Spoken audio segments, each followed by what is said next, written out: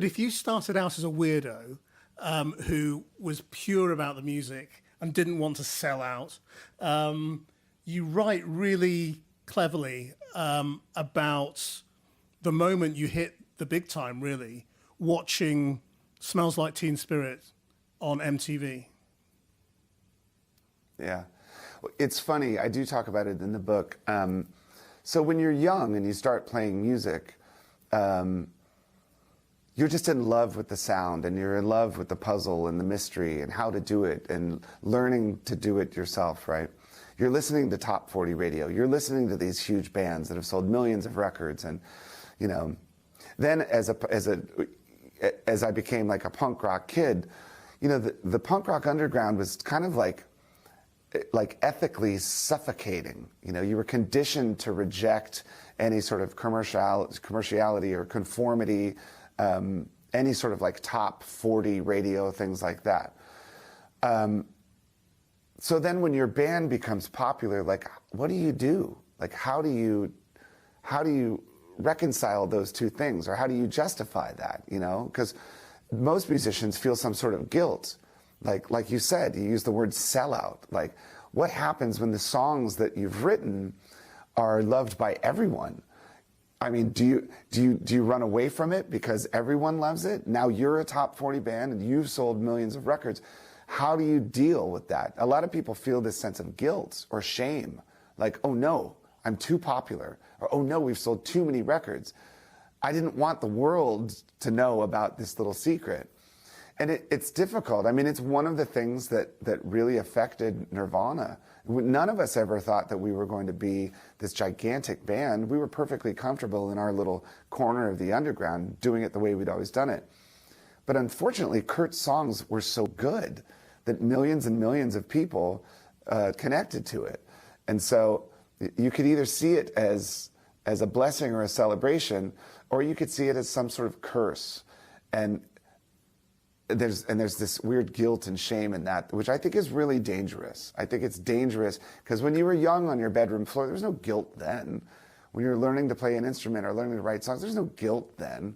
And if that's the core musician that you are, if that's the core of your musicianship, then you should be able to carry that. Like, people talk about guilty pleasures. I don't believe in guilty pleasures. I believe that you should be able to say, I like this, and there should be nothing wrong with that. I remember when Gangnam Style came out. I wasn't ashamed to say, that's my favorite song of the year. I know I'm supposed to be this hardened punk rock, heavy metal dude, but Gangnam Style is one of my favorite songs. Like, I should be able to say that, right? What's wrong with that? So I don't believe in the idea that guilt should be associated with the amount of people that listen to your music. I think that the world should be able to, the minute you put it into a microphone, it's out of your hands. If it's a beautiful song and the world wants to sing it, I think that you should sing it with them. Is that something you always thought? I mean, what would the young punk Dave Grohl make of the man you are today? I mean, the young punk Dave didn't see this as a career opportunity. So, I mean, to be perfectly honest, when I was working at the furniture warehouse or doing masonry and making flagstone patios and things like that, I think that young Dave would have been very happy that he didn't have to work at Shakey's Pizza anymore. That's what I think.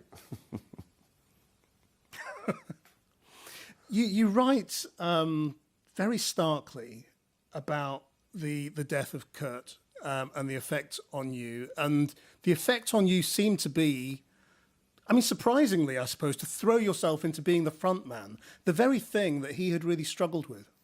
Can you explain that? Well, in the book, that was the last chapter I wrote, actually, because I was afraid to write it, because I knew what everyone wanted me to write. I knew what Nirvana fans would want me to write. I knew what every interviewer would want me to say.